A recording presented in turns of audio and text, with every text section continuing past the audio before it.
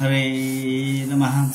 धर्माचा जणू मूर्तिमान पुतळा, धर्माचा जणू मूर्तिमान पुतळा, भासे जना भुवरी, भासय जना भुवरी. दीक्षा देव निजो जगतिया, दीक्षा देव निजो जगतिया. बद्धास हो उद्धरी, बद्धास हो उद्धरी. वाणीने वदता भागवती कथा, वाणीने वदता भागवती कथा. व्यासा प्रती भासला, व्यासा प्रती भासला. तो हा गुरु श्री जनार्दन असा, तो हा गुरु श्री जनार्दन असा. पाटांगणी शोभला. पाटांगणी सद्गुरुनाथ महाराज की जय.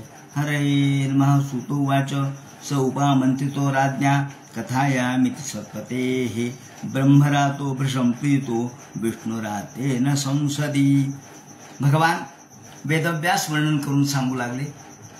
सूत शौनकादिकाला सांगतात, शुकाचार्य राजा परीक्षितीला सांगतात, आणि इकडे नारद आणि ब्रह्मदेव यांचा संवाद चाललेला आहे. सूत म्हणतात, हे शौनकादिका हो, याप्रमाणे राजाने अनेक प्रश्न विचारले शुकाचार्य महाराजांना. ब्रह्मरातो वृषंप्रीतो विष्णुरातेन संसदी. ब्रह्मरात आणि विष्णुरात यांची ही जोडी आहे. ब्रह्मरात म्हणजे प्रत्यक्ष शुकाचार्य आणि विष्णुरात म्हणजे परीक्षित. या दोघांचंही रक्षण भगवंतांनी केलंय, आणि म्हणून या गुरु शिष्यांची जोडी, अलौकिक गुरु शिष्यांची ही जोडी. हा दुसरा स्कंध, त्याला साधना स्कंध असं म्हणतात. पहिला स्कंध भागवताचा आहे अधिकार स्कंध. अधिकार श्रोत्याचा कसा असावा, वक्त्याचा कसा असावा, हे प्रथम स्कंधामध्ये आपल्याला दिसतं. आणि द्वितीय स्कंधामध्ये साधना कशी असावी, साधनेचं महत्व काय, हा साधना स्कंध म्हणून मानलेला आहे. साधना कशा पद्धतीने करावी, ही साधना करताना आपल्या विराट स्वरूपाची धारणा कशी करावी, ध्यान कसं करावं, आणि शेवटी भक्ती कशी करावी, इथपर्यंत हा साधना स्कंध आपल्याला दिसतो. शुकाचार्य परीक्षितीला सांगतात, आणि परीक्षितीने 30 प्रश्न विचारलेले वेगवेगळ्या प्रकारचे. त्यामध्ये भगवान कोण आहे, तो कसा आहे, तो विश्वनिर्माण कसं करतो, संहार कसं करतो, पालन कसं करतो, विश्वाची निर्मिती कशा पद्धतीने होते, त्याचप्रमाणे त्याच्या वेगवेगळ्या अवतार कथा कोणत्या, तो विश्व निर्माण करतो तर मग त्यामध्ये शिरतो कसा, विश्वातून तो अलिप्त कसा आहे, वगैरे वगैरे जे आध्यात्मिक प्रश्न आहेत ते 30 प्रश्न विचारलेले आहेत. आणि हे सगळे प्रश्न, या संपूर्ण ब्रह्मांडाचा विस्तार किती आहे, हा ब्रह्मांड हे सतत वाढत जात आहे. ब्रू शब्दाचा अर्थ वाढणे असा आहे, वृद्धिंगत होणे. ब्रू म्हणजे वृद्धिंगत होणे. तेव्हा सतत हे ब्रह्मांड वृद्धिंगत होत आहे. आज देखील जयंती नारळीकरांच्या सारखे वैज्ञानिक सांगतात की ब्रह्मांड हे वाढतंय, आणि इथे तेच सांगितलेलं आहे की 10 पटीनं हे पृथ्वीपेक्षा 10 पट पाणी आहे, पाण्यापेक्षा 10 पट हे वायू आहे, वायूपेक्षा 10 पट अग्नी आहे, अग्नीपेक्षा 10 पट आकाश आहे, आकाशापेक्षा 10 पट अहंकार आहे, अहंकारापेक्षा 10 पट हे महत्त्व आहे, आणि महत्त्वापेक्षा 10 पट माया आहे, आणि त्यापेक्षा 1000 पट ब्रह्म आहे. अशा पद्धतीचं वर्णन पुढे आलेलं आहे. तेव्हा हे सगळं प्रश्न विचारल्यानंतर प्राह भागवतम नाम पुराणम ब्रह्मसंहितम. हे भागवत ब्रह्मसंहित आहे, ब्रह्मज्ञानाने परिप्लुप्त आहे. ब्रह्मज्ञान या भागवतामध्ये एवढं आपल्याला एकरूप झालेलं दिसतं. या ब्रह्मज्ञानाबरोबर कथाही आहेत, आणि प्रत्यक्ष आता या संबंधी जे प्रश्न विचारलेले आहेत की ब्रह्मदेवानी ही सृष्टी कशी निर्माण केली, हे शुकाचार्य सांगतात. आणि ब्रह्मणे भगवत प्रोक्तम ब्रह्मकल्प उपागते. कुठून सांगायला सुरुवात केली? ब्रह्मकल्प उपागते. पहिला कल्प ब्रह्मकल्प म्हणतात. आता कोणता चालू आहे? वाराह कल्प चालू आहे सध्या, तो श्वेत वाराह कल्प चालू आहे. हा तिसरा कल्प आहे. पहिला कल्प ब्रह्मकल्प. या ब्रह्मकल्प उपागते, ब्रह्मकल्प सुरू होण्याच्या आधीची जी स्थिती आहे ती सांगतात आणि मग ते म्हणतात मी तुला तुझ्या सगळ्या प्रश्नाचं उत्तर परिपूर्ण रूपाने देईन. ज्याप्रमाणे इथे प्रश्नविधीर नाम अष्टमोध्याय हा प्रश्नाचा 8वा अध्याय संपला. आता 9व्या अध्यायाला प्रारंभ करतात. 9वा अध्याय अत्यंत महत्वाचा आहे कारण 9व्या अध्यायामध्येच ब्रह्मदेवाला भगवान विष्णूंनी दर्शन दिलेलं आहे आणि एवढंच नव्हे तर 4 श्लोकामध्ये सगळं तत्वज्ञान सांगितलेलं आहे. त्याला चतुश्लोकी भागवत किंवा सप्तश्लोकी सुद्धा म्हणतात कारण पुढचे 3 श्लोक यामध्ये सुरुवातीला असलेले श्लोक हे देखील यात समाविष्ट केलेले आहेत. त्यामुळे सप्तश्लोकी किंवा चतुश्लोकी असं ज्ञान या ठिकाणी सांगितले म्हणून 9वा अध्याय अतिशय महत्वाचा आहे. भगवंताचं ज्ञानच अगदी त्यामध्ये परिपूर्ण रूपाने प्रगट झालेलं आहे आणि त्यामुळं हा 9वा अध्याय शुकाचार्य सांगायला सुरुवात करतात. श्री शुक उवाच आत्ममायामृते राजन परस्य अनुभवात्मनः न घटेतार्थ संबंध स्वप्न दृष्टुरिवांजसा. पहिलं उदाहरण देतात स्वप्न दृष्टुरिवांजसा. जसं माणसाचा स्वप्नाशी काही संबंध नसतो. माणसाला स्वप्न पडतं पण स्वप्नाचा त्याचा काही संबंध नाहीये. स्वप्न त्याला पडलं, भीतीदायक स्वप्न पडलं. नाथ महाराजांनी उदाहरण दिलंय की एक स्त्री आहे, सौभाग्यवती स्त्री आहे, ती आपल्या शेजेवर झोपलेली आहे. पती तिच्या शेजारी झोपलेला आहे आणि तिला स्वप्न पडलं पती मृत झाला. स्वप्न पडलं आता स्वप्नच ते खरं वाटलं तिला आणि जे उठली, रडायला लागली, एकदम धाय मोकळून छाती बडवायला लागली. नाथ महाराजांनी उदाहरण दिले चतुश्लोकी भागवतात आणि ते म्हणतात ती ओरडू लागली. तेवढ्यात तिचा पती जागा झाला. अगं काय झालं काय झालं काय झालं. आता तिच्या स्वप्नामध्ये इतकी ती दंग झालेली होती की ते स्वप्न तिला खरंच वाटलं. ती म्हणली अहो काय सांगू माझे पती एकाएकी गेले हो. आता पती म्हणतो अगं मी आहे ना जिवंत, गेले काय म्हणती तू. पण तिचं रडणं काही थांबेना आणि पतीने शेवटी तिला समजावलं अगं झोपेतून जागी हो, स्वप्नातून जागी हो. आणि मग हे स्वप्न होतं काय. स्वप्नी प्रिया पुढे तरुणांगी निजेलीचे व उनांगी आलिंगिल्या बिना आलिंगी सकामुकरी. माऊलींनी 15व्या अध्यायात या दृष्टांत देताना म्हटलंय स्वप्न कसं असतं. स्वप्नी प्रिया पुढे तरुणांगी. माऊलींनी तरुण युवावस्थेतल्या माणसाचं उदाहरण देऊन सांगितलंय, दृष्टांत दिलाय की एखादा तरुण झोपलेला असतो आणि झोपल्यानंतर त्याला स्वप्नामध्ये एखादी तरुण स्त्री येते किंवा तरी पाहिलेली तरुण स्त्री स्वप्नात येते आणि आल्यानंतर ती पाहिल्याबरोबर त्याच्या मनामध्ये इच्छा निर्माण होते, आपण हिच्याबरोबर लग्न करावं अशी इच्छा निर्माण होते. स्वप्नी प्रिया पुढे तरुणांगी निदेली चेवून अंगी. वास्तविक तो झोपलेला आहे पण तरी त्याला स्वप्नात आपण जागे आहोत असं वाटतं आणि तो तिला आलिंगन देतो. माऊली म्हणतात आलिंगिल्या बीण आलिंगी. वास्तविक तिने आलिंगन दिलं का म्हणे नाही दिलं पण दिल्यासारखं वाटलं आणि सकामू करी तो त्याच्या शरीरावर त्या कामभावनेचा परिणाम झाल्याचं वर्णन माऊलींनी केलेलं आहे 15व्या अध्यायात. जेव्हा ऊर्ध्वमाऊ त्या अध्यायामध्ये संपूर्ण हे विश्व कसं आहे आणि हे विश्व म्हणजे ऊर्ध्व वरती त्याचे मुळे आहेत. ऊर्ध्वमूल मध शाख अश्वत्थम प्राहुरभयम छंदांसी असे परिणामी यस्तम वेद सवेदविद. हे सांगत असताना पुढे हे शाखा कशा वाढत जातात आणि हे सगळं कसं खोटं आहे पण तरी सुद्धा आपल्याला ते खरं वाटतं का, भासमान होतं का. त्याचं कारण आपण त्याच्यामध्ये लिप्त असतो म्हणून. स्वप्न खरं का वाटतं तर आपण त्या स्वप्नात दंग झालो म्हणून. स्वप्नातून जागा झाल्यावर मात्र आपल्याला स्वप्न खोटं हे नंतर कळतं. तोपर्यंत स्वप्न खोटं आहे कळत नाही, तोपर्यंत खरंच वाटतं. ती स्त्री खरीच आहे असं वाटतं किंवा आपला पती मेलाय असंच वाटतं तिला सुद्धा.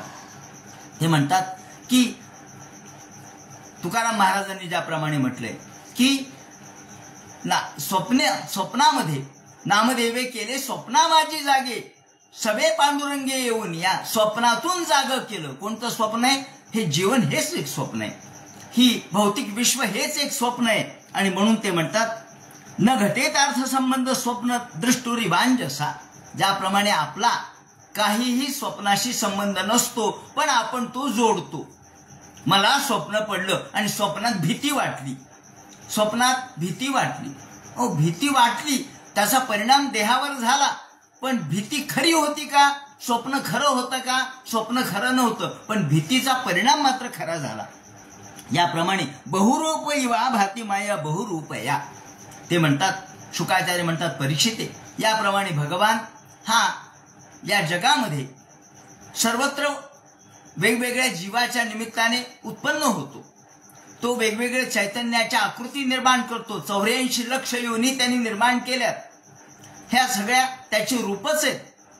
आणि माणसाला मात्र या विश्वामध्ये विश्वसंबंध खरा वाटतो. वास्तविक माणसाला दुःख का होतं? तो विश्वामध्ये आपला विश्वसंबंध जोडतो.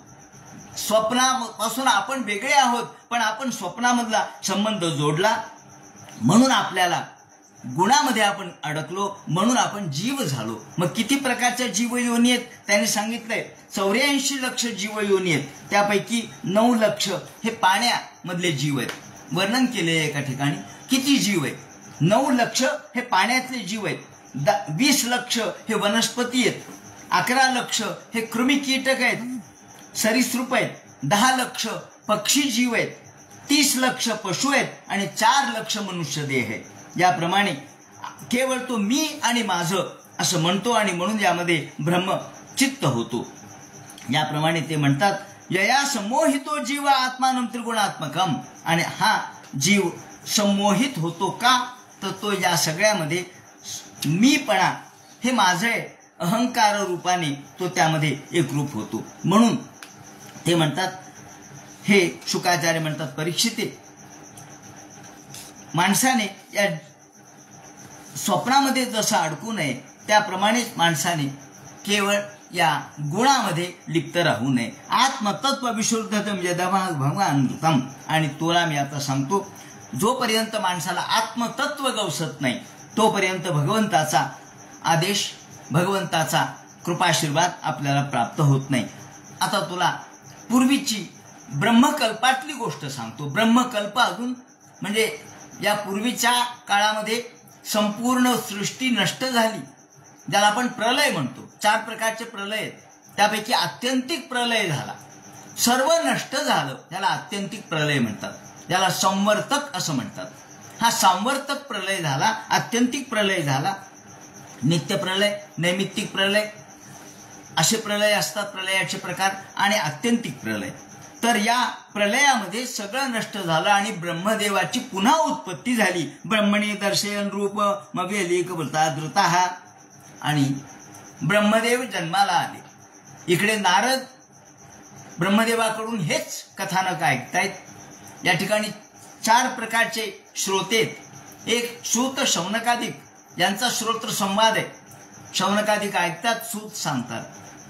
इकडे परीक्षित ऐकतायत, शुकाचार्य सांगतायत. आणि इकडं प्रत्यक्ष ब्रह्मदेव सांगतायत आणि नारद ऐकतायत. याप्रमाणे हे संवादाची आपल्याला वेगवेगळी पातळी दिसते. आणि ब्रह्मदेव जन्माला आल्याबरोबर ते इकडं तिकडं बघू लागले.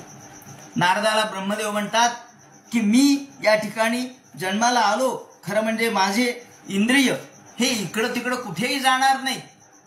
हे नारदा, मी भगवंताशी इतका एकरूप आहे की न मे न भारती मेंग मृषोपलक्षते न भारती मेंग नृपोपलक्षते न वै क्वचिन मे मनसा मृषा गती न मे ऋषी काणे पतंत सत्पथे जन्मे हृदोत कोणते द्रुतो हरिही. हे नारदा, न भारती मेंग मृषोपलक्षते. भारती म्हणजे भाषा. माझ्या अंतःकरणातलं जी भावना आहे, शब्द आहेत, ते दुसरीकडे जाणार नाहीत, व्यर्थ जाणार नाहीत. माझे शब्द वाया जाणार नाहीत. का? ते खोटे होणार नाहीत. मृषोपलक्षते, मृषा म्हणजे खोटं. माझे शब्द कधी खोटे होणार नाहीत. का? माझी मनाची गती कधी दुसरीकडे जाणार नाही. नवै क्वचिन मे मनसो मृषा गतीही. माझी गती सुद्धा, माझ्या मनाची गती अर्थात माझं मन दुसरीकडे व्यर्थ ठिकाणी जाणार नाही. आपलं जसं मन कुठेही जातं तसं ब्रह्मदेव म्हणाले, हे नारदा, माझं मन दुसरीकडे कुठेच जाऊ शकत नाही. का? न मे ऋषी काणी पतंत्य सत्पथे. ऋषिक म्हणजे इंद्रिय. माझं मन कुठे जाणार नाही, माझे इंद्रिय कुठे जाणार नाहीत, असत पथाला, वाईट मार्गाला, चुकीच्या मार्गाला, नीच ठिकाणी जाणार नाहीत. का? याचं उत्तर पुढच्या एका शब्दात दिलंय, यन्ने हृदोत्कंठवता धृतो हरिही. ज्या अर्थी मी भगवंताला माझ्या हृदयाशी धारण केलंय, हृदोत्कंठ, माझ्या हृदयाशी उत्कंठा रूपाने माझ्या मनामध्ये भगवंत ओतप्रोत भरलेला आहे की तो जसा एखादी घागर पाण्याने भरावी आणि तिच्या गळ्यापेक्षाही उंच येऊन ती खाली ओघळत जावी, त्याप्रमाणे माझ्या अंतःकरणात भगवान ओतप्रोत भरलेला आहे. आणि तो हृदोत्कंठ वता धृतो हरिही.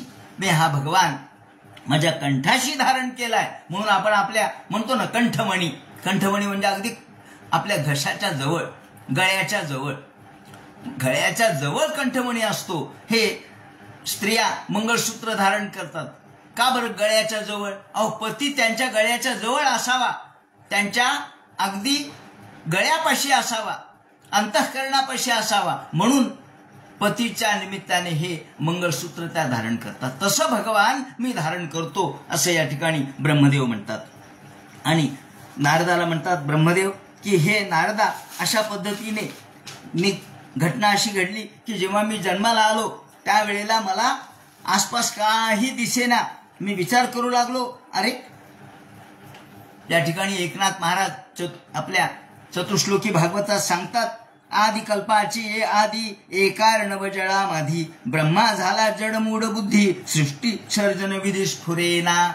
ब्रह्मा झाला जडमूढ बुद्धी, ब्रह्मदेवाला जडता प्राप्त झाली, सुधरेना, काही विस्मरण झालं. अरे काय करावं, मला काही सुधरेना, मी काय करावं, मी का जन्माला आलो. जीवज्ञान स्वरूप सत्यज्ञानी परितो झाला देहाभिमानी.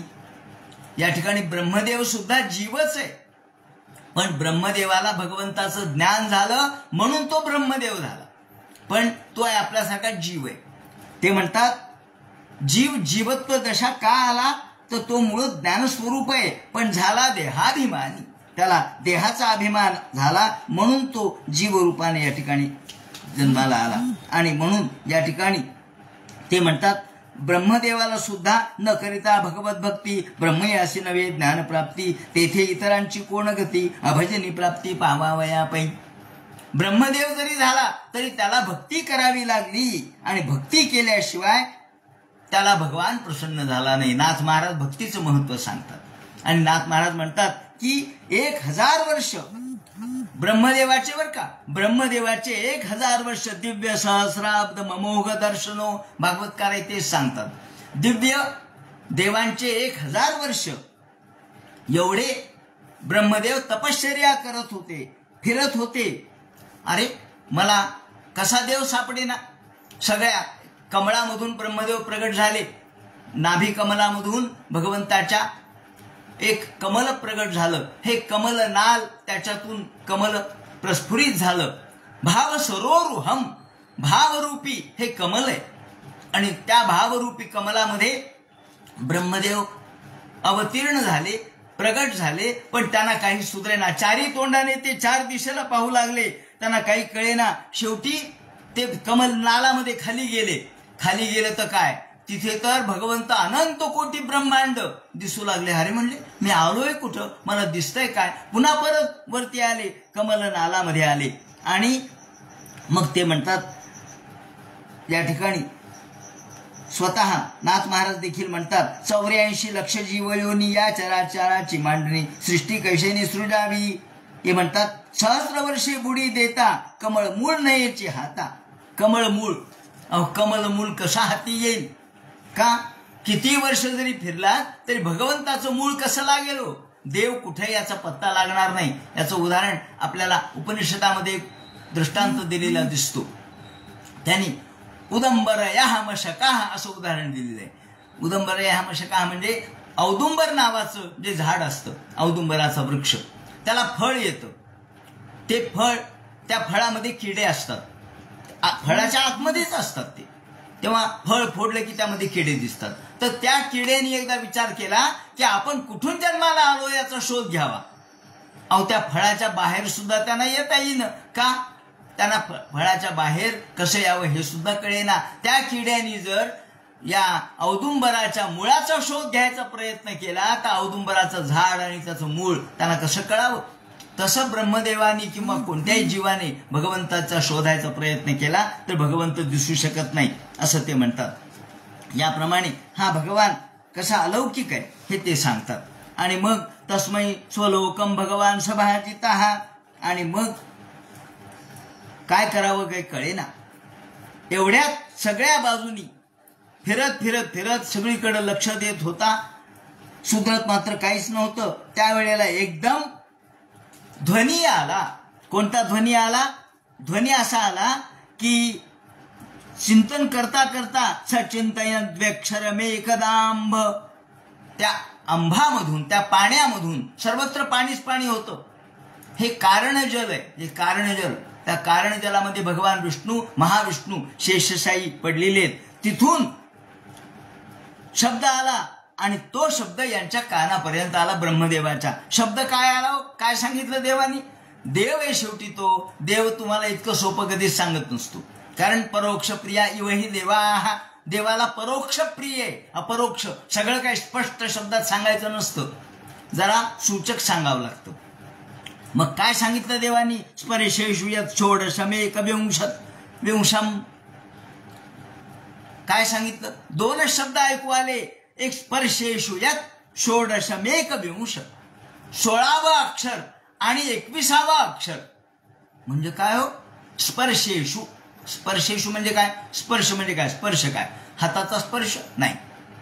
व्याकरणामध्ये स्पर्श शब्दाचा अर्थ असा, व्याकरणामध्ये क ख ग घ ङ च छ ज झ ञ त थ द ध न ट ठ ड ढ ण आणि प फ ब भ म, हे एवढे जे अक्षर आहे त्याला स्पर्श वर्ण असं म्हणतात. स्पर्श म्हणजे क पासून म पर्यंत जेवढे अक्षर आहेत त्याला स्पर्श वर्ण असं म्हणतात. पहा, म्हणजे कुणीकडचे कुणीकडे. स्पर्श म्हणजे काय? हाताचा स्पर्श नाही, टच नाही. मग स्पर्श वर्ण असं म्हणतात की पांडुरंगाच्या छातीवरती एक लेख लिहिलेला आहे म्हणे, श्रीकृष्णाय नमः. पण तो श्रीकृष्णाय नमः असा लेख नाहीये. मग स्पर्शाद्यम, तिथे शब्द असा वापरलाय म्हणे स्पर्शाद्यम सत्यनामाद्यम. काय हो स्पर्शाद्यम? कारण या ठिकाणी छातीवर चालले. कुणी वाचला तर मोरोपंतांचे सासरे हे पांडुरंगाचे भक्त होते आणि त्यामुळे मोरोपंत अनेक दिवस, अनेक महिने पंढरपूरला राहत असत. तेव्हा मोरोपंतांच्या सासऱ्यांनी त्यांना सांगितलं की या ठिकाणी हा लेख लिहिलेला आहे. तो लेख कसा आहे? स्पर्शाद्यम सत्यनामाद्यम. काय आहे स्पर्शाद्यम? स्पर्शवर्ण कोणता आहे? क ख ग घ ङ पासून सुरू होतो म्हणजे क. स्पर्शाद्यम, स्पर्शवर्णाचा आद्य वर्ण कोणता आहे? क. कारण क पासून स्पर्शवर्ण सुरू होतो म्हणून तो आद्य. आणि सत्यनामाद्यम, सत्याचं दुसरं नाव काय? ऋत. ऋत मधला पहिला शब्द कोणता आहे? ऋ. मग क आणि ऋ मिळून कृ झालं. ज्याप्रमाणे कृष्णाय नमः असं लिहिलेलं आहे. असा कूट पद्धतीने याचं विवरण करण्यात आलेलं आहे. असो, सांगायचं तात्पर्य असं की लोक कधी सरळ सांगत नव्हते, ते असं कूट पद्धतीने सांगायचे. म्हणून आपल्याला या ठिकाणी त्याने स्पर्शेषु यत् षोडशमेक विंशम, 16वं अक्षर आणि 21वं अक्षर. याचा अर्थ काय होतो? 16वं अक्षर आहे त आणि 21वं अक्षर आहे प. त प. मग ब्रह्मदेवाला कळलं, तप करायला सांगितलंय भगवंतानी. तप तप हे ध्वनी परिसत जैसा परमाप्त येऊनी. अरे तप करायला सांगितलं होय, आणि याप्रमाणे तप करायला सुरुवात केली. परंतु हे शब्द उच्चारले गेले पण कोणाचे ओठ दिसले नाहीत. कोण उच्चारतोय ते दिसलं नाही. नाथ महाराज म्हणतात म्हणे दंतोष्ठ पुटी विण नवे या अक्षराचे उच्चारण. दंत नाही दिसलाय, ओष्ठ नाही दिसले, उच्चारण तर झालं, माणूस नाही दिसला. कोण आहे? कुठून शब्द आले? काही कळेना. न पाहता दिसे देहधारी. पाहताना देह दिसेना, माणूस दिसेना. आणि मग म्हणले अरे हा प्रत्यक्ष भगवंताचे शब्द आहेत. साक्षात्कार जेव्हा व्हायचा असतो तेव्हा पहिल्यांदा स्वप्नामध्ये साक्षात्कार होतो. नंतर शब्दाने साक्षात्कार होतो. राम कृष्ण हरी मंत्र दिलाय तुकाराम महाराजांना, म्हणजे हा शब्दाने दिलेला साक्षात्कार आहे, शब्दज्ञान. आणि शब्दज्ञान ध्वनीच्या रूपाने प्राप्त होतं. आणि जसा आप्त शब्द इथे वापरलाय नाथ महाराजांनी, हा शब्द वापरलाय जैसा परमाप्त येऊनी. आप्त कशामुळे म्हटलंय त्यांनी, नाथ महाराजांनी आप्त यासाठी म्हटलंय की वेदाला आप्त म्हणतात. वेद म्हणजे आप्त का, तर शब्द ज्ञान जो सांगतो किंवा शब्दाच्या द्वारे जो ज्ञान सांगतो त्याला आप्त म्हणायचं, म्हणून वेदाला आप्त म्हटलंय. आणि म्हणून शाब्द ज्ञान हा आप्तच देतो. आप्तस्तु यथार्थ वक्ता, आप्त त्यालाच म्हणतात जो योग्य सांगतो. याप्रमाणे आप्तवाक्य म्हणतात त्याला. वेदवाक्य म्हणजे आप्तवाक्य, म्हणजे हे तप करणं हे आप्तवाक्य आहे. आणि मग आता तप म्हणजे काय, नाथ महाराज विवरण करतात. तप म्हणजे नव्हे स्नान, तप म्हणजे नव्हे दान. तप म्हणजे स्नान नाही, तप म्हणजे दान नाही, तप म्हणजे शास्त्र नाही, तप म्हणजे वेदाध्ययन नाही, तप म्हणजे योग नाही, तप म्हणजे याग नाही. मग तप म्हणजे वासना त्याग, जेणे तुटे लाग कामक्रोधाचा. तप म्हणजे वासना त्याग.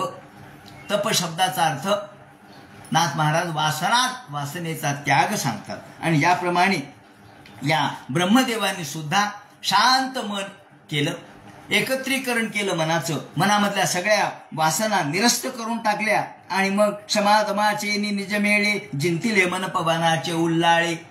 नाथ महाराज म्हणतात ब्रह्मदेवानी सुद्धा मन शांत केलं, चंचलत्व नष्ट केलं आणि मन पवनाचे उल्लाळे, मनरूपी गतिमान मन शांत केलं. आणि हे मन शेवटी पश्चिम पंथा चालला. पश्चिम पंथ म्हणजे कोणता, हा श्रीहट गोल्हाट, याप्रमाणे हा योग मार्ग आहे. याप्रमाणे चितकळा बोळली ओरसे, गोडी रसने माझी प्रवेशे.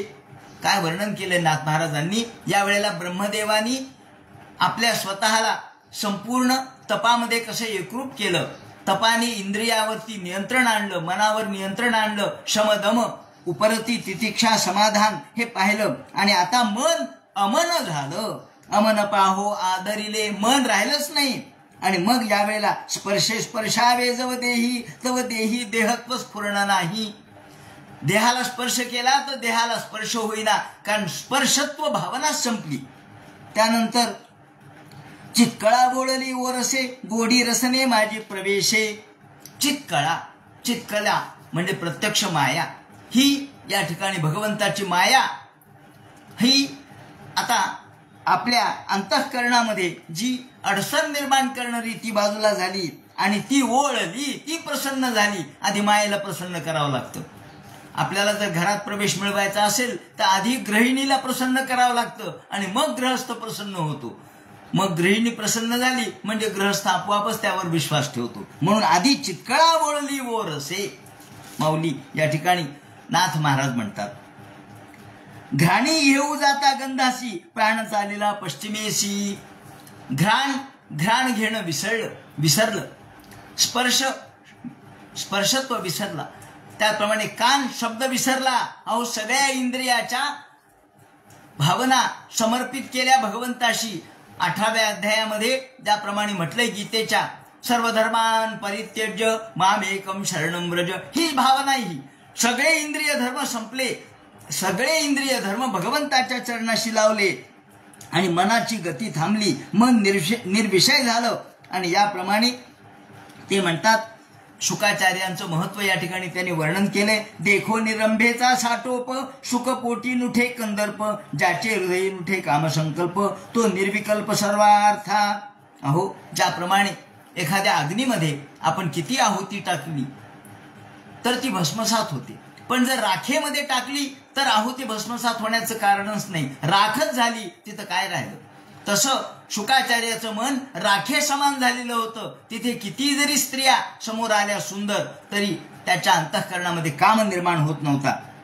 शमदमे तो वाखाणीला, बाहेंद्रियाने म केला. याप्रमाणे तप शब्द त्यांनी वापरला आणि तपश्चर्या केल्याबरोबर भगवान समाहित अंतःकरण एकरूप केलं. समाहित म्हणजे परिपूर्ण भगवंताशी लावलं आणि नंतर तस्मै स्वलोकम भगवान सभाजित संदर्शयामास परम आणि पाहिल्याबरोबर भगवंत प्रगट झाले. भगवंताचं वैकुंठ त्या ठिकाणी पाहिलं. भगवंत वैकुंठाचं दर्शन भगवंतांनी दिलेलं आहे आणि या भगवंतांनी जे वैकुंठाचं दर्शन दिलं ते या ठिकाणी सांगताना ते म्हणतात की कशा पद्धतीने भगवान दिसू लागला. भगवंताचं वैकुंठ दर्शन त्यांनी सांगितलंय की ब्रह्मदेव यांना दर्शन कसं झालं भगवंताचं तर व्यपेत संक्लेश विमोह साध्वसम स्वदृष्टबद्धिर विबुधाई वरुष्टुतम प्रवर्तये यत्र रस्तमो स्वयं च मिश्रणच काल विक्रमाः. भगवान सर्व सामर्थ्यानिशी प्रगट होतात. भगवान एकटा दिसत नाही, तो सगळ्यांच्या रूपात सगळे त्याच्या सोबत उभे आहेत. कोण कोण उभे आहेत अहो त्यांनी वर्णन केलंय त्याप्रमाणे ओम बरहा पीड मेघ श्याम मंदास विराळ ते वदन शंखचक्र गदा पद्माद्यायुध पीतांबर धर्वन माला विभूषित कंदर सुंदर बृहलता कर्ण नासिका कटित्र वक्षस्थल कौस्तुभ श्रीवत्स श्रीनिकेतन प्रबलस चारु हारोद्दाम कांचन कंकणांगदांगुलीय केयुर स्फुरण मकर कुंडल मंडित गंड युगल तप्त कांचन विद्युन्न बहुज्वलित वैदूर्य नग्ध किरीटो लसित भूषण भूषित कुंकुमागुरु कस्तुरी श्रीखंडगण चर्चित तुलसीदल मंजुल मंजुल आमोद पुण्य पुंज पूजित बृहत् साम श्रवणोत्सुक ऋषभ कपिल बादरायण प्रह्लाद नारदादि वंदित चरण कमल सूर्य कोटी प्रतीकाश चंद्रामृताधार प्रकृत्या रममाण रमारंग धाम लीला विग्रहाने स्पृक स्वशक्त्याभिराम कमलानाथानंत कोटी ब्रह्मांडाधीश पाहि पाहि दीनम स्वचरण शरणम पालय पालय माम प्रभो. हे कृष्णदयाळवानी केलेलं वर्णन आहे. तेव्हा भगवान कसे दिसले याचं वर्णन त्यांनी केलंय. जिथे सत्व रज आणि तम यापैकी सत्व गुण या ठिकाणी प्रगट झालेला होता. तमोगुण आणि रजोगुण निरस्त झालेला होता आणि भगवान प्रसन्न झाले. त्या ठिकाणी माया नव्हती. 10व्या श्लोकात त्यांनी म्हटलंय इथे माया नाहीये. प्रवर्तते यत्र रस्तमयोः सत्पंच मिश्रण नच काल विक्रमः. काळाचं भान नाही. काळ नावाची गोष्ट तिथे नव्हती. सत्व परिपूर्ण सत्व गुणच फक्त होता. रजोगुण आणि तमोगुण नव्हता. म्हणजे काय हे याचं वर्णन काय करायचं कसं करायला. मी एक उदाहरण फक्त सांगतो की दिवस उजाडला म्हणजे अंधार जसा नसतो. तुम्ही म्हणणार का की आता दुपारी 12 वाजलेत पण थोडा अंधार शिल्लक आहे म्हणणार आहेत का. अहो कसा शिल्लक आहे. दुपारी 12 वाजता अंधार कसा असेल. तसं भगवंताच्या सात्विक गुणाचा एवढा प्रभाव होता की रजोगुण आणि तमोगुण तिथे नव्हताच. माया नव्हती. त्यामुळं नयत्र माया किमुता परे हरे. माया नव्हती आणि तिथे अनेक सुर अनेक ब्रह्मवृंद त्याचप्रमाणे सुरासुरार्चिता अनेक देव 33 कोटी देव भगवंताची प्रार्थना करत होते. आणि भगवान कसे दिसले त्याचं वर्णन केलंय नारद पांचरात्रामध्ये आणि पद्मपुराणामध्ये असं वर्णन केलंय की 1/4 जी सृष्टी आहे आपण जी पाहतो ती 1/4 सृष्टी. याच्या पलीकडे 3/4 सृष्टी आहे जी आपल्याला दिसत नाही. भगवंताच्या व्यापक विराट पुरुषाच्या पासून जो घाम निर्माण होतो त्यापासून एक स्वेद गंगा निर्माण होते. स्वेदाचीच गंगा आहे, घामाची गंगा आहे. ती विरजा नावाची नदी आहे आणि त्या विरजा नदी ही आपली लौकिक सृष्टी आणि पारलौकिक सृष्टीच्या मध्ये ही विरजा नदी आहे. आणि याच्या पलीकडे सगळे मुक्तात्मे राहतात. आगम आणि सांख्य कौमुदीमध्ये असं म्हटलंय की भगवंताचं हे अलौकिक धाम आहे. दिव्य अखंड आनंद त्या ठिकाणी आहे. हे प्रकृतीच्या पलीकडे आहे. भगवान प्रगट झाले. या ठिकाणी स्वयंचलित विमानं होती, सुंदर स्त्रिया होत्या आणि भगवंताच्या सेवेमध्ये लक्ष्मी होती. महाराज लक्ष्मी चोफळ्यावर बसली होती चौफल्यावर आणि भगवंताचे गुणगायन करत होती. श्री यत्र रूपिण्युर्गाय पादयो. श्री म्हणजे लक्ष्मी भगवंताचं गायन करते आणि बाजूला अनेक स्त्रिया त्याप्रमाणे सेवक उभे आहेत. हे कोणकोणते सेवक आहेत ते म्हणतात अहो भगवंताचं ऐश्वर्य असं आहे की भगवान एकमेव पुरुष आहेत. षड्गुणेश्वर्य संपन्न आहेत. ज्ञान वैराग्य ऐश्वर्य यश श्री कीर्ती औदार्य या सगळ्या गुणांनी युक्त असणारे भगवान या ठिकाणी पाहिले. हे पार्षद गण तिथे उभे आहेत. कोणते पार्षद आहेत. ऋग यजु साम आणि अथर्व हे 4 वेद त्या ठिकाणी त्यांना दिसले. ब्रह्मदेवानी काय पाहिलं याचं वर्णन करतायत. ब्रह्मदेवानी काय पाहिलं आपण कधी पाहणार आहेत वैकुंठ आताच बघून घ्या भागवताच्या निमित्ताने. प्रेंखम श्रिया, याप्रमाणे चंड प्रमुख 16 शक्ती त्या ठिकाणी उभ्या आहेत. श्रेष्ठ सिद्धी सिद्धासनी आरोहण रमा समवेत रमा रमण. नाथ महाराज म्हणतात श्रेष्ठ सिद्धासनी भगवान सिद्धासनामध्ये बसलेले आहेत आणि रमा समवेत रमा रमण. आणि तेच सृष्टीचे कार्यकारण ब्रह्मा आपण देखे स्वय. आणि तिथं त्यांनी सृष्टीचं कार्यकारण पाहिलं. कारण ब्रह्मदेवाला वाटलं आपण सृष्टी कशी निर्माण करावी कळेना, तर सृष्टीचं कार्यकारण तिथं दिसलं. कारण हे सगळे पंचमहाभूत, पंचज्ञानेंद्रिय, पंचकर्मेंद्रिय, पंचतन्मात्रा, मन हे सगळं तिथं पाहिलं त्यांनी. आणि पाहिल्याबरोबर शब्दरूप रसगंध स्पर्श हे तन्मात्रा पाहिल्या. आणि मग हे पाहिल्याबरोबर तपानं मन शुद्ध झालं होतं. आणि याप्रमाणे ते म्हणतात की नाथ महाराज म्हणतात जे पाहिलं त्यांनी ते अलौकिक होतं. हे असं अलौकिक दृश्य. जे पती ते मानी नारायण, जे कोणाचे न देखे अवगुण, जे निर्मोह पतिव्रता पूर्ण, तिशी निवासस्थान वैकुंठ. अशी ही पतिव्रता लक्ष्मी पाहिली. आणि मग पाहता पाहता ते तल्लीन झाले. सुवासित पूर्ण वन झाले, संपूर्ण सुगंध येऊ लागला. आणि सुनंद नंद प्रबला रणादिभी. सुनंद नंद प्रबल इत्यादी सगळे पार्षदगण पाहिले. ते कसे तर आधी सुनंद नंद हे आहेत. त्याच्यानंतर पुढे पार्षदगण कोणकोणते कसे त्याचं वर्णन त्यांनी केलेलं आहे की कुमुद कुमुदाक्ष पुंडरीक आणि वामन हे पुढे. त्यानंतर शंकुकर्ण आहेत, सर्वनेत्र आहेत, सुमुख आहेत आणि मध्ये भद्र आणि सुभद्र आहेत आणि सगळ्यात शेवटी जय विजय आहेत. याप्रमाणे भगवंताच्या तिथे किती पार्षदगण आहेत. भगवंताचं संरक्षण. पार्षद म्हणजे काय हो, आजच्या भाषेत सांगायचं तर बॉडीगार्ड.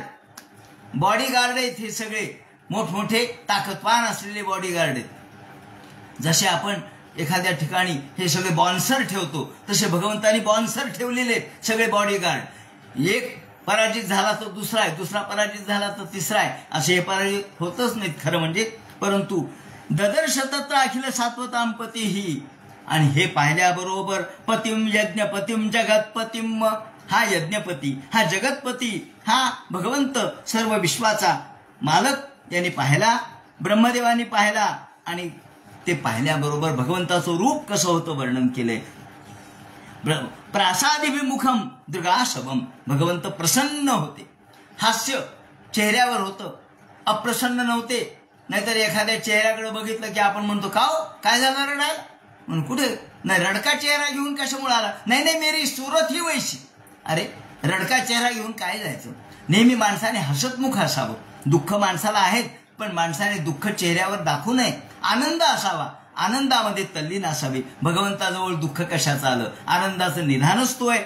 म्हणून प्रसन्न हासा ऋणलोचन आननम, भगवंताचं आनन म्हणजे तोंड. त्याचप्रमाणे भगवंताचे डोळे लोचनाननम, लोचन म्हणजे डोळे. डोळे प्रसन्न होते, डोळ्यातून ती प्रसन्नता प्रगट होत होती.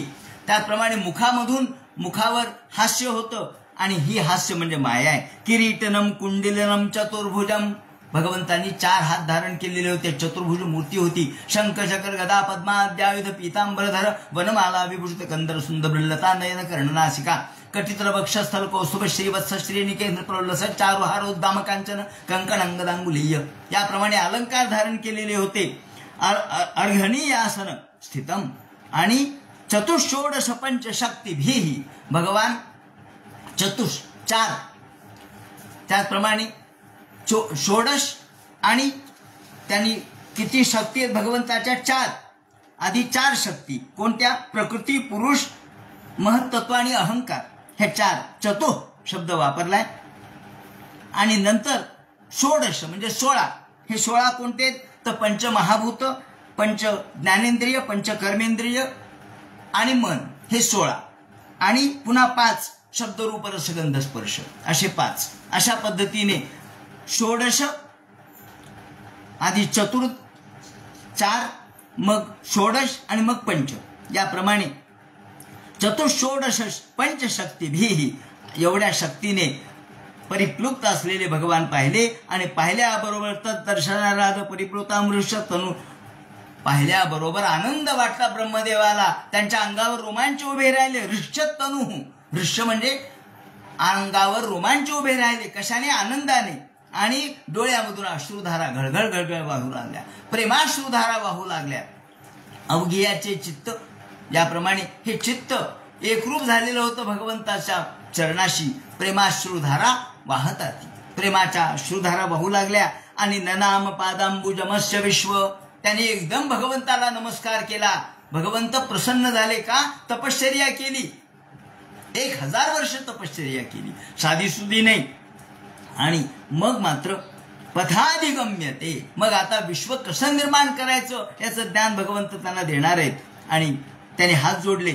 देवा, मोठ्या हसत हसत प्रेमाने हळूच शब्द उच्चारत ब्रह्मदेव म्हणतात, देवा, तुम्ही मला प्रसन्न झालात, खरोखर माझ्या जन्माचं सार्थक झालं. तम प्रियमानम समुपस्थितम ददात, मला आता प्रजा कशी निर्माण करावी ते सांगा. भगवंताची या ठिकाणी दर्शन त्यांनी जे दिलेलं आहे त्या दर्शनाचं वर्णन त्यांनी केलंय. भगवंताची स्तुती त्यांनी कशी केली आहे हे नाथ महाराज सांगतात की जो भगवंताचं दर्शन घेतो त्याला जन्ममरण नसतं. आणि हरिदर्शनाचा महिमा भगवंताचा त्याने वर्णन केला. भगवंत कसा दिसला याचं वर्णन केलं. षड्गुण भाग्ये भाग्यवंत, यालागी बोली जे भगवंत. भगवंत कशामुळे म्हणायचं?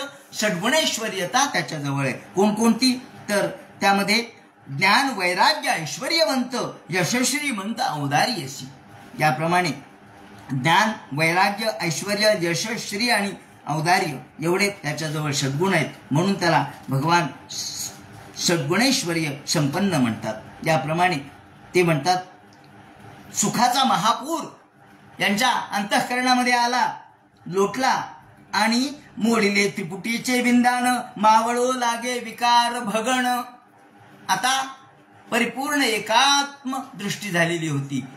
आणि ब्रह्मदेव भगवंताच्या या रूपाकडे पाहत होते. सर्वत्र प्रकाश पसरलेला होता, सुगंध सगळीकडे येत होता.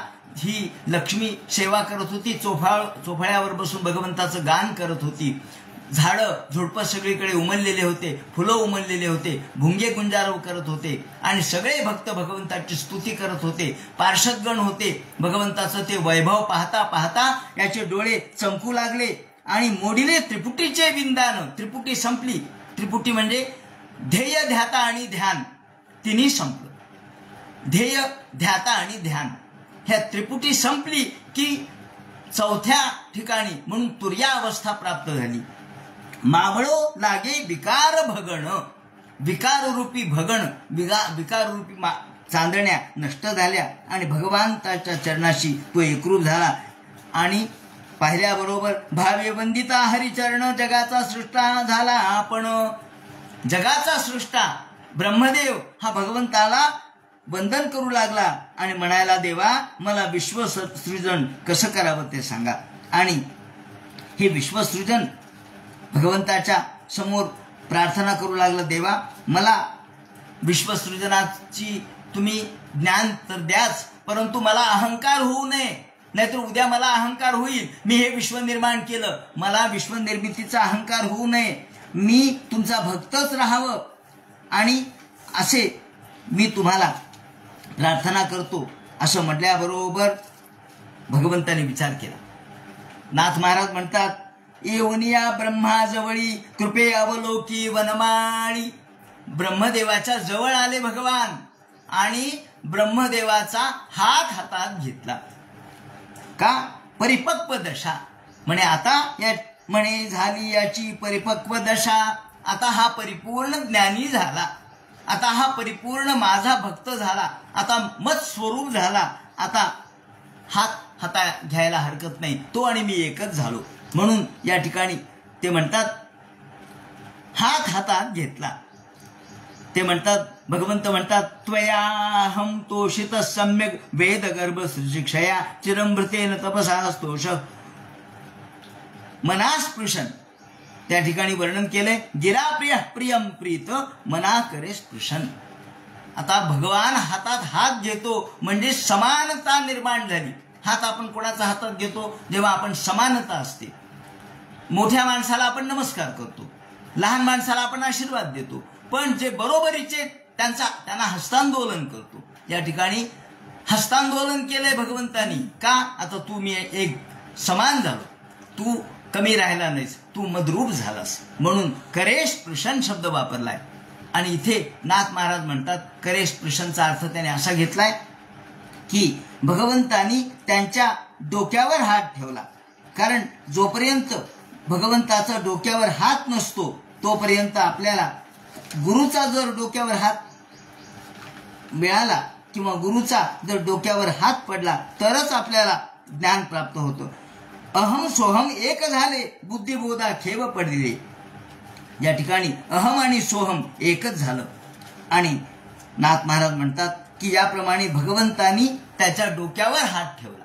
जोपर्यंत गुरु शिष्याच्या डोक्यावर हात ठेवत नाही तोपर्यंत त्याला पूर्ण ज्ञान प्राप्त होत नाही. पूर्ण ज्ञान तेव्हाच प्राप्त होतं जेव्हा हात डोक्यावर येतो, असं नाथ महाराज म्हणतात.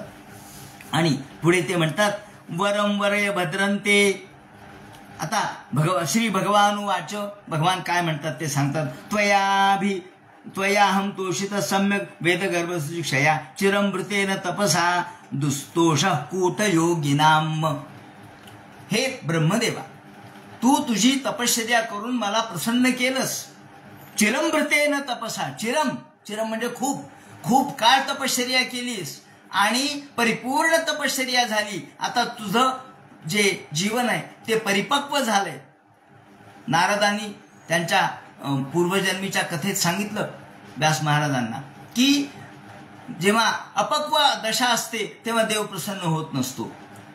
कारण जोपर्यंत अपक्वता आहे तोपर्यंत देव प्रसन्न होत नाही, पण परिपक्वता झाली की देव प्रसन्न होतो. ही परिपक्वता अंतःकरणातून प्राप्त झाली पाहिजे. तेव्हा हे योगी, मोठमोठे योगी सुद्धा तुझी जेवढी तपश्चर्या केली तेवढी करू शकत नाहीत. तू कशी तपश्चर्या केलीस? कूटयोगी नाम. कूटयोगी शब्द वापरलाय. आता कूटयोगी म्हणजे काय? त्या ठिकाणी त्याचं वर्णन करताना नाथ महाराजांनी कूट म्हणजे काय, दासोपंतांनी कूट म्हणजे माया असं म्हटलंय. नाथ महाराजांनी कूट म्हणजे शरीर किंवा देह असं म्हटलंय. दोन्हीचा अर्थ एकच आहे, कारण हा देह मायेनेच बनलेला आहे. तेव्हा त्वयाहम तोषित सम्यक वेदगर्भशिक्षया चिरमृतेन तपसा दुस्तोष कूटयोगिनाम. या कूटयोगी शब्दाचा अर्थ नाथ महाराजांनी असा दिलाय की मोठमोठे जो जगमानी अज्ञान तेथे मी एकची सज्ञान, तो कूटयोगी संपूर्ण कल्पांतेही जण जाण न पवे माते. कूट ऐसे देहाते म्हणती. कूट म्हणजे देह. कूट ऐसे देहाते म्हणती, त्या देहाची ज्या आसक्ती त्यासी कदा नव्हे माझी प्राप्ती. ते जाण निश्चिती कूटयोगी.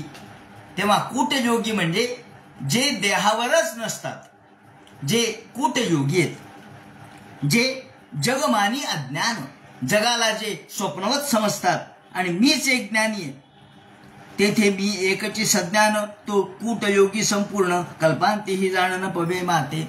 जे कूटयोगी आहेत ते केवळ आपल्या स्वतःच्या ज्ञानालाच महत्व देणारे, त्यांना मी कधीच सापडत नाही, कधीच मिळत नाही. कूटयोगी, कूटयोगी शब्द या ठिकाणी असा आलेला आहे की जे ज्ञान मिरवतात. थोडक्यात काय, ज्ञानी माणसाला देव मिळत नसतो, केवळ ज्ञानी. कारण ज्ञानी म्हणजे अहंकार आला आणि अहंकार म्हणजे मीपणा आला. मीपणा म्हणजे मी फार मोठा, माझं ज्ञान मोठं, असं जे म्हणणारे त्यांना कधीच भगवान प्राप्त होत नाही. कारण काय होतं, माणसाला स्वतःच्या ज्ञानाचा अभिमान होतो, गर्व होतो आणि म्हणून त्या ते अज्ञानीच झाले. खरं म्हणजे ते ज्ञानी नव्हेच. ज्ञान झालं तर माणसाला अहंकार नसला पाहिजे. अहंकार असणे म्हणजे अज्ञानपणाचं लक्षण आहे आणि म्हणून असा अहंकारी जो आहे त्याला मी कधी सापडत नाही. म्हणून कूटयोगी म्हणजे अहंकारी असलेले ज्ञानी, त्यांना मी कधी सापडणार नाही. जसं आपल्याला माहिती आहे की यथार्थ दीपिका लिहिणारे वामन पंडित होते. हे वामन पंडित खूप ज्ञानी होते. यथार्थ दीपिका म्हणजे गीतेवर एवढी टीका त्यांनी लिहिली. सामान्य ज्ञानी नव्हते, नांदेडचे राहणारे होते आणि हे एके दिवशी काशी यात्रेला निघाले आणि काशी यात्रेला जाता जाता एकदा त्यांचा मुक्काम एका झाडाखाली पडला. तिथे झाडावरती 2 ब्रह्मराक्षस बसलेले होते आणि ते एका फांदीवर बसले होते आणि मधली जागा रिकामी होती. यांना सगळ्या गोष्टी पाठ होत्या. यांना पक्ष्यांची भाषा सुद्धा येत होती.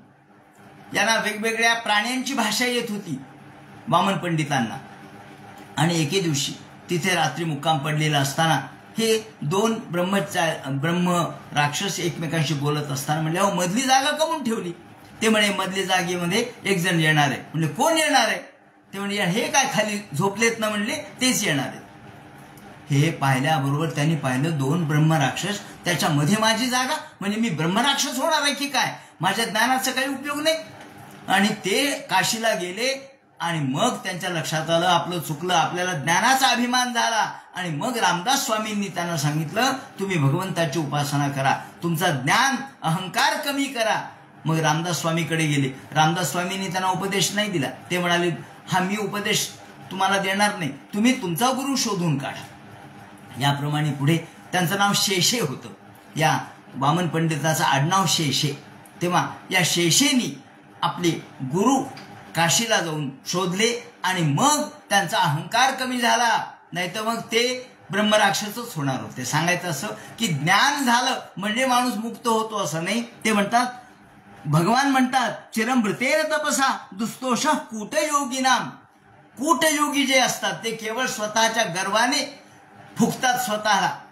तुटपुंजा ज्ञाने फुगती रसज्ञा आम्हाला म्हणती. असे जे कूटयोगी त्यांना मी सापडत नाही. म्हणून नाथ महाराज त्यावर टीका करताना म्हणतात की जो जगमानी अज्ञान तेथे मी एकची सज्ञान.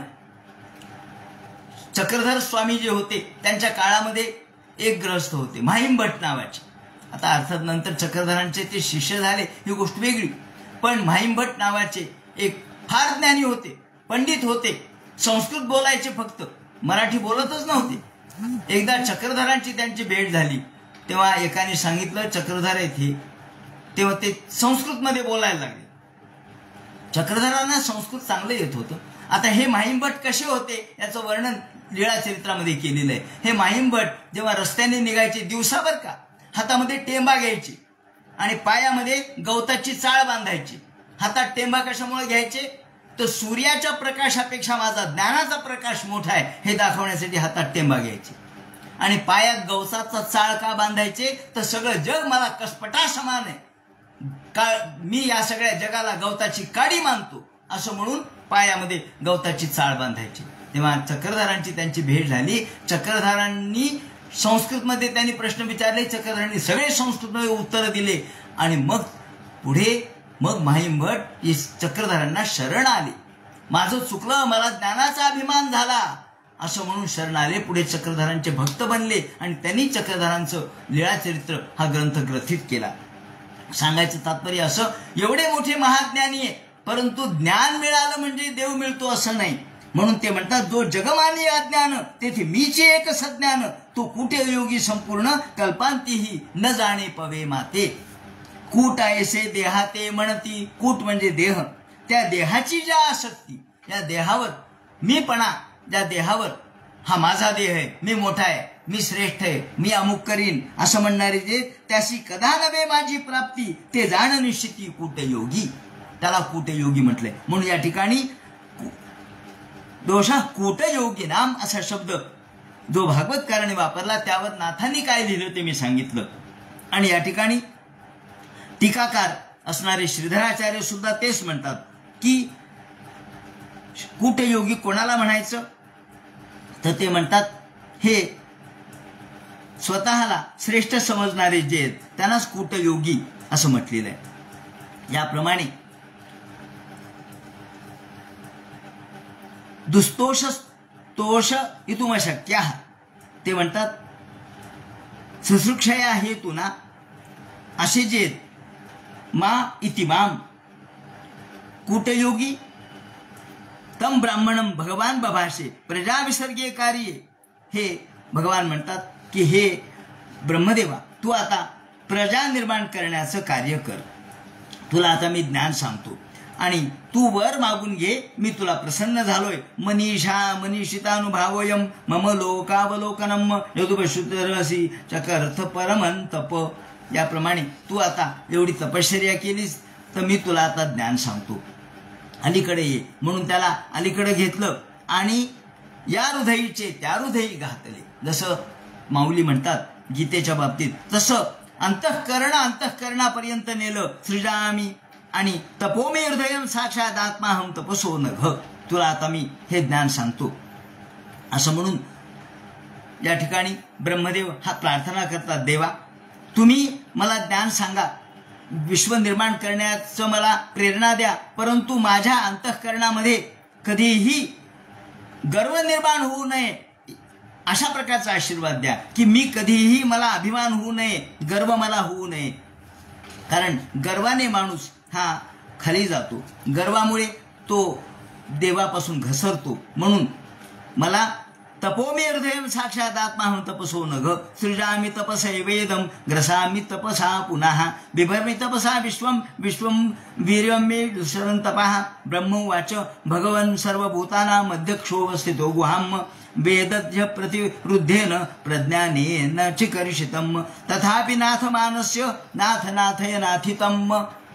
नाथ शब्दावर खूप सुंदर अशा पद्धतीची एक शाब्दिक कोटी केलेली असं म्हणा, किंवा शाब्दिक वेगवेगळे अर्थ शब्दातून व्यक्त केलेले आहेत अनुप्रासात्मक पद्धतीने. तथापि नाथमानस्य नाथनाथय नाथितं. नाथ नाथय नाथितं.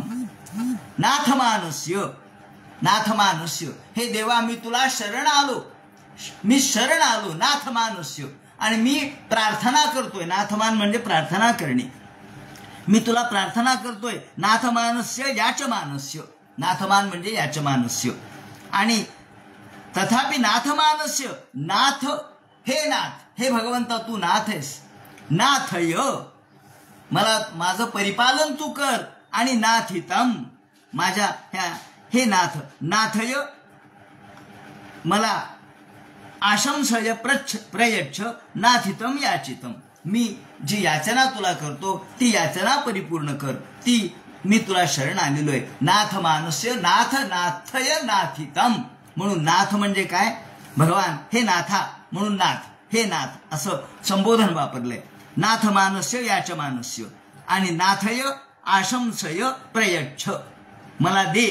प्रयच्छ म्हणजे दे, मी तुला मागणी मागतोय. नाथितम म्हणजे याचितम, तेव्हा मी जे तुला मागणी मागतोय ती दे. असं म्हटल्यानंतर मला तुम्ही कसं विश्व निर्माण करता ते सांगा. विश्व सृष्टी निर्मिती पालन आणि संहार कसा करता ते सांगा, आणि मी आता सृष्टी कसा निर्माण करू हे सांगा. असं म्हटल्यानंतर आता भगवान श्री भगवानुवाच ज्ञानं परम गुह्यं मे यद्विज्ञान समन्वितं सरहस्यं तदंगं च ग्रहाण गदितं मया. आता इथून पुढे जे सुरू होईल ते चतुश्लोकी भागवत.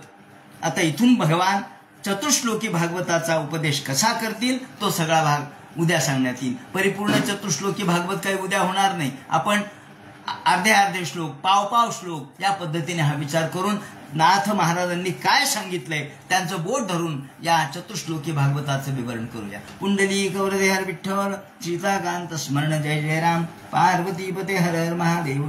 श्रीमज्जनार्दन गुरुमूर्तये नमः.